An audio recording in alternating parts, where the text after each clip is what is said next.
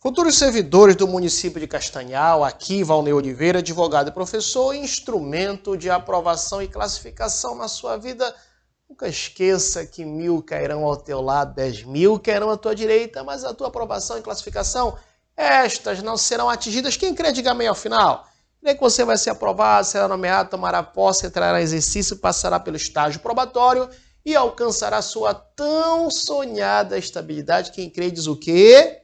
Amém. Muito bem. Vamos aqui dar continuidade aos estudos sobre a Lei 03 de 99. Esta é a parte 4, aula 4 sobre essa lei. Professor, eu vou querer todos os artigos dessa lei. Você pode adquirir aqui na plataforma do meu site, www.valneioliveira.com.br. Você vai adquirir, porque aqui no YouTube eu vou colocar só até a metade. Quem tiver interesse, adquirir completo, vai até lá. E você me siga no Instagram também, que por lá eu vou dar as informações de outros produtos de português, raciocínio lógico, informática, que eu vou disponibilizar para você adquirir na plataforma do meu site. E também, não menos importante, faça parte da lista de transmissão gratuita de dicas do WhatsApp, 919-8230-9873. Está ali. Vamos agora a partir do artigo 30. O artigo 30 é a seção 2, trata do tema do concurso. Diz assim: concurso público é realizado com qual finalidade? A finalidade de selecionar os senhores e senhoras, candidatos para o provimento de cargos efetivos. Opa! Informação importante essa do artigo 30. O concurso público, olha só, o concurso público, como diz aí no artigo 30, tem uma finalidade especial. Qual é, professor? É selecionar candidatos para o quê? Para provimento de cargos efetivos. É por isso que você está estudando aí para o concurso de Castanhal. Porque o concurso público ele serve para provimento, já sabemos o que é prover. Prover vem de ocupar, cargo efetivo. Efetivo é ocupado por servidor efetivo. Você, aprovado no concurso público, será aprovado, né? No concurso público de provas ou de provas de títulos. Aí diz assim, ó, que o concurso público é realizado com a finalidade de selecionar candidatos para o provimento de cargos efetivos, podendo ser de provas ou de provas e títulos. Por favor, não esqueça desse detalhe. Não esqueça desse detalhe. O examinador vai querer falar que o concurso público será somente de provas. Errado. Somente de provas e títulos. Errado. Olha só, o concurso público é de provas. Pessoal, quem é que vai fazer o concurso de provas? É justamente os nível fundamental, né? Os servidores de nível médio vão fazer de provas. Ou de provas e títulos. Servidores de nível superior fazem o concurso de provas e títulos. Fechou? Fechou. Na conformidade que o decreto estabelecia através do edital. Ei, não é a lei. Na conformidade que o decreto estabelecer através de edital. Tá bom? É o que eu digo aos meus alunos. Vai fazer o concurso, você tem que destrinchar o edital. Tem que ler todo o edital para verificar se você está enquadrado ali nas peculiaridades do edital, tá? Olha só, o parágrafo 1º diz que encerradas as inscrições, finalizou, finish, as inscrições para concurso à investidura de qualquer cargo, não se abrirão, olha só, não se abrirão o quê, professor? Novas vagas antes de sua realização. Finalizou as inscrições, ok, haverá o concurso, tá? Não tem aí a possibilidade de abrir novas vagas antes de realizar o concurso. Muito bem. Esse parágrafo 2º, ele é muito importante. Por quê? Porque ele fala que o prazo para a realização e a homologação do concurso é de até 150 dias contado da abertura da inscrição. Olha, vou falar uma coisa para vocês. Se tem um assunto que é recorrente em concurso público, não tenha dúvida, é prazos. E aí eu dou um recado para vocês, faça uma tabelinha de prazos. Onde tiver prazo, sim, dias, não sei o quê, papapá, faça uma tabelinha. Olha esse prazo aqui, ó. O prazo para realização, preste atenção. Existe prazo para realização, tá? E homologação. Prazo de realização e homologação do que, professor? Lógico, como diz aí, o prazo para realização e homologação do concurso é de quanto? 150 dias, tá? Esse prazo para a realização e homologação do concurso público é de 150 dias. Olha só, nunca esqueça, toda vez que se fala de prazo, a partir de quando? A pergunta vem assim. Prazo tal. Tá, mas a partir de quando? Estágio probatório, acabamos de falar no vídeo anterior. 3 anos de estágio probatório. A partir de quando? A partir do efetivo exercício. Vai ser contado o prazo da aprovação para você ser nomeado. A partir de quando? A partir da homologação do concurso. Homologado o concurso, começa a valer o prazo de validade do concurso. Tá? Então nunca esqueça, toda vez que você estudar prazo, a pergunta é, a partir de quando? Tá? Então aqui, ó, para a realização e a homologação do concurso público, tem um prazo de 150 dias contados da abertura da inscrição. 150 dias contados da abertura do que, professor? Contados da abertura da inscrição. Fechou o raciocínio? Perfeito, professor. Fechou o raciocínio. Tranquilos. Então vamos lá. Vou apagar o quadro aqui para nós passarmos para o próximo artigo, que é o artigo 31, tá? Rapidamente. Vamos lá. O que é que diz o artigo 31? Olha aí. As atribuições inerentes ao cargo servirão de base para os requisitos a serem exigidos para inscrição no concurso. Lógico. De acordo com a atribuição de determinado cargo, é essa atribuição desse cargo que vai servir de base para o requisito a ser exigido para a inscrição no concurso. É cargo de médico? Sim, por exemplo, cardiologista? Sim, então vai se exigir as condições, né, de ser médico formado e também ter a especialidade, a especialização de cardiologia. Estou dando aqui um exemplo hipotético. É cargo de psicólogo, então tem que ter habilitação de formação em superior em psicologia. E assim sucessivamente. É cargo de professor na área tal e assim vai.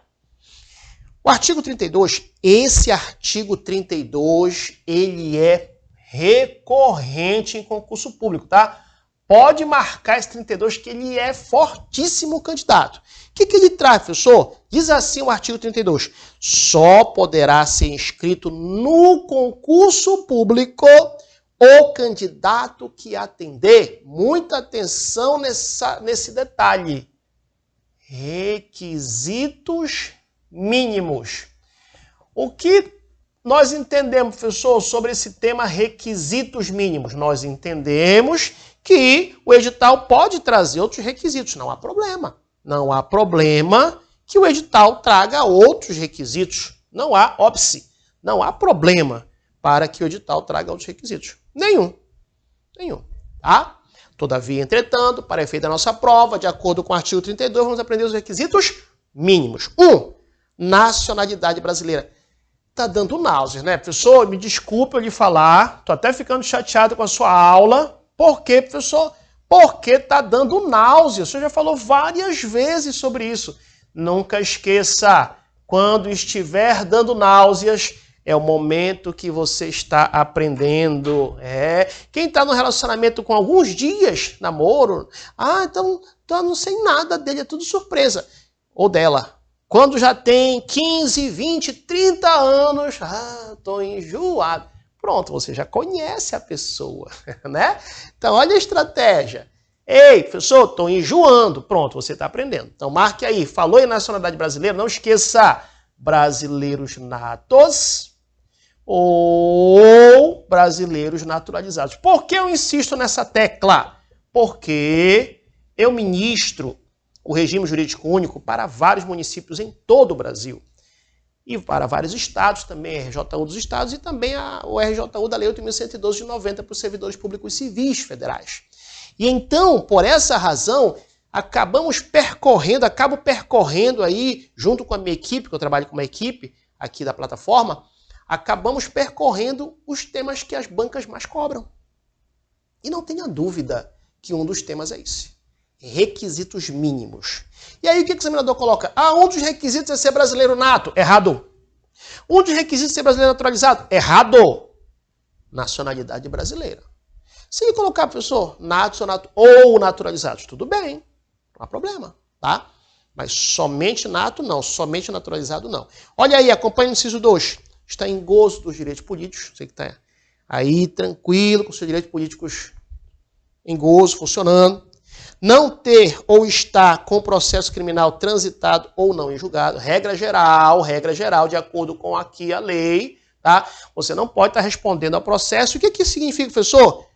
Como diz aí, processo criminal transitado é aquele que não há mais recurso, tá? Aquele processo irrecorrível. Ou até mesmo, né, transitado ou não em julgado, ou seja, até mesmo respondendo no processo. Não pode. Outro, não está respondendo inquérito por corrupção ou ter sido afastado do serviço público, fruto do inquérito administrativo. E tem idade mínima de 18 e máxima de 50 anos completos.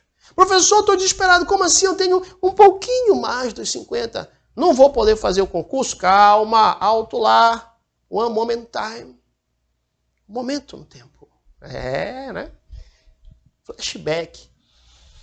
Vamos por parte. Idade mínima, 18 anos. Ok, se não tiver 18 anos no dia da posse, não tem como assumir o cargo. Tá? Fechou. Agora, o máximo, olha o que diz o parágrafo único. O servidor de órgão da administração pública direta ou indireta não está sujeito ao limite máximo de idade. Fique tranquilo, você, tá? Mas para a nossa prova, se colocar um dos requisitos para, de acordo com o artigo 32, para ser investido no cargo aí é ter no mínimo, como ele fala aqui, para ser inscrito no concurso, né, é ter no mínimo 18 e no máximo 50. Mas tem a exceção do parágrafo único.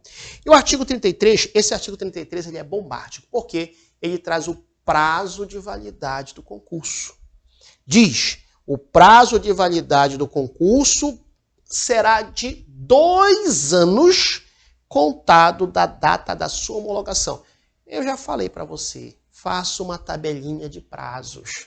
E quando você fala de prazo, você fala a partir de quando? Prazo, a partir de quando? Qual é o prazo que a gente está falando agora? Prazo de validade do concurso. Quanto tempo? 2 anos. Aí a pergunta é, a partir de quando? A partir de quando? Marque aí, a partir da sua homologação. Então, homologado o concurso, haverá o prazo aí de 2 anos. Pode ser prorrogado? Pode. Tá? Não fala renovável por igual período, se for necessário. Muito bem, tranquilos até aí. Vamos para o próximo tema da posse? Vou apagar o quadro aqui para passarmos para o artigo 34. Vamos lá. Professor, estou querendo adquirir essa lei por completo, todos os artigos. Vá na plataforma do meu site. Aqui você pode pagar no Pix, boleto bancário, transferência bancária, mas não esqueça de ver a data da postagem, tá? Porque tem uma programação lá, tanto das listas de questões quanto do material RJU completo. Eu vou colocar aqui no YouTube para todos a metade das legislações. O resto será lá. Muito bem. Vamos falar da posse. A posse é o ato de investidura em cargo público ou função gratificada. Olha só, existe um macete que você nunca mais vai esquecer, que é o macete da dança do põe, põe, põe te fazendo enlouquecer. Dançar do põe, põe, põe te fazendo enlouquecer. Quem dançou lembra? Quem dançou? Ah, professor, não dancei, mas você ouviu. Se você estava nesta terra, você ouviu, né? A gente pegava o ônibus, dança do põe, põe, põe. Olhava a televisão, dança do põe, põe, põe. Né? Ligava o rádio, dança do põe, põe, põe. Que te fazia enlouquecer? O macete é esse. Dança do põe, põe, põe te fazendo enlouquecer. Então vamos lá. Você vai falar, professor, o que é? Qual é o momento que eu vou ser investido no cargo público? No momento que você dançar a dança do põe, põe, põe. O que é a dança do põe, põe, põe? A investidura no cargo público se dá com a posse.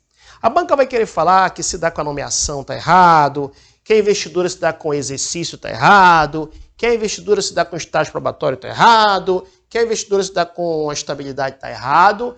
A investidura no cargo público se dá com a posse. Na dança do que? Não estou ouvindo. Do põe, põe, põe, te fazendo o quê? Enlouquecer. Muito bem. Mais uma vez, artigo 34. Posse é o ato de investidura em cargo público ou função gratificada. Muito bem. Parágrafo único. Quando ocorrer casos de acesso e reintegração, não haverá posse. Ei! Isso é muito importante. Muito importante. Não haverá posse, presta atenção, hein? Não haverá posse nessas duas situações. Quais, professor? Não haverá posse no caso de acesso e reintegração. Olha o macete. Não haverá posse a rei. Já ouviu falar que o rei nunca perde a sua majestade? Já ouviu falar? Professor, verdade. Pronto. O rei, ele nunca perde a sua majestade. Então, se o rei nunca perde a sua majestade, esquece essa história de posse para rei. Não haverá posse a rei. Se você é rei, não se fala em posse. Claro que é um macete, né? Anote aí. Não haverá posse a rei. O que é, professor? Não haverá posse a rei. Não haverá posse do acesso e não haverá posse na reintegração. Não haverá posse a rei. A rei. Muito bem. Olha só. Artigo 35. Com a investidura, lembra? A investidura se dá com a posse. Com a investidura se confere aos servidores direitos ou deveres do cargo. Então, na posse, quando você for investido no cargo, tá? Vão ser atribuídos os direitos e deveres do cargo ou função, visto que, sem a posse, o provimento não completa. Ei, presta atenção! O provimento, ele vai se completar com a posse. O provimento se completará com o que, professor? Com a posse. O provimento se completará com a posse. É o que está no artigo 35. Com a investidura, se confere aos servidores direitos e deveres. Então, quando você for tomar posse, vai ser conferido para você direitos e deveres, tá?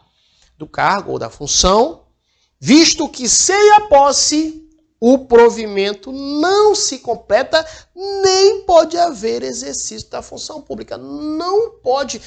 Ah, professor, o senhor está enjoado com isso, mas é assim que aprende, lembra? Olha, aprovação, nomeação, posse, exercício, estágio probatório e o que, professor? E estabilidade. E olha só, o provimento se completará com o que, professor? Com a posse, que é o momento da investidura no cargo. Ah, professor, o que é? Não teve posse. Ei, não teve posse? Então para cá. Não vai entrar exercício. Não vai entrar exercício. Tá? Muito bem. Vamos para o artigo 36. Diz assim, além dos requisitos que nós vimos lá do artigo 31, lembra que eram requisitos mínimos, deverão ser apresentados, em qualquer caso, pela pessoa a ser investida no cargo, declaração de bens. Se você tem bens, você tem que apresentar uma declaração. Carro, né, moto, imóveis, gados, declaração de bens. 2. Habilitação em exame de sanidade física e mental, você vai ter que apresentar também. atestado de bons antecedentes, declaração se detém outro cargo ou se percebe proventos de inatividade, habilitação em concurso e todos os documentos de identificação. Identidade, o antigo SIC, que agora é CPF, título de eleitor, serviço militar e atestado de residência. Tá? Então, veja bem, como havíamos falado anteriormente, aqueles requisitos do artigo 31 eram requisitos mínimos, mas além destes tem que apresentar do artigo 36. E lembrando que o edital pode trazer outros requisitos, não há problema.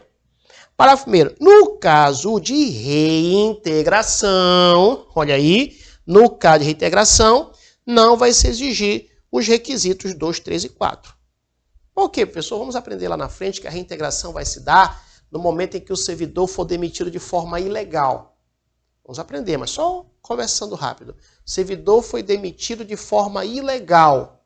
E aí ele vai atrás dos seus direitos, na via administrativa ou na via judicial. E ele volta com uma coroa de rei, através de uma decisão administrativa ou uma decisão judicial. E aí ele vai voltar para o cargo que é dele. E aí, como ele fala aqui, não vai ser exigido os itens 2, 3 e 4, tá?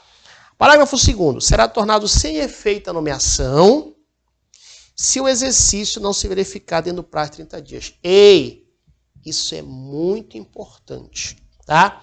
Ele fala aqui, categoricamente, tá, que você tem 30 dias para entrar em exercício. Como ele fala aqui, né? Será tornado sem efeito. Vai ser tornado sem efeito a nomeação se o exercício não acontecer no prazo de 30 dias contada a aplicação oficial do provimento. Então, houve a nomeação, regra geral para entrar em exercício, 30 dias, tá?